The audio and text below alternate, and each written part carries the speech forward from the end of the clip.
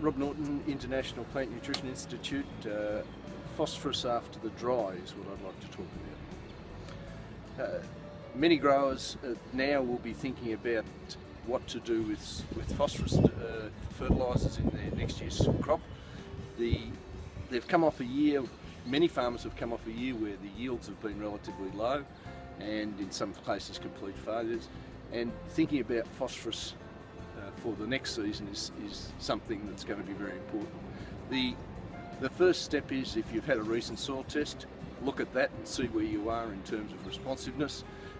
If you haven't had a soil test done in the last couple of years on the paddocks that you're going to be cropping, get out there and dig some dirt and get some numbers on where you're actually standing in terms of soil phosphorus. Second thing to think about is to really quantify where your output's been. You might know that there's about 2.5 kilograms per tonne to 3 kilograms per tonne of phosphorus removed by grain. So if you had a 1 or 2 tonne yield, that's 2.5 to 5 kilograms of phosphorus. Or you might have cut the paddock for hay, and that's about 1 kilogram per tonne of hay for cereal hay. So you think along those lines.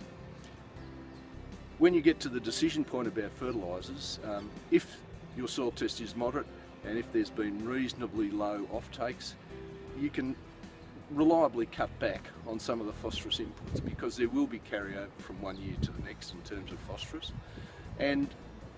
But the qualification is that you really should think about having some phosphorus with the seed at seeding time, simply because phosphorus is a poor scavenger for soil phosphorus, and having some near the seed at sowing is a reliable way to get the crop off with good vigour. So cut your rates back 50%.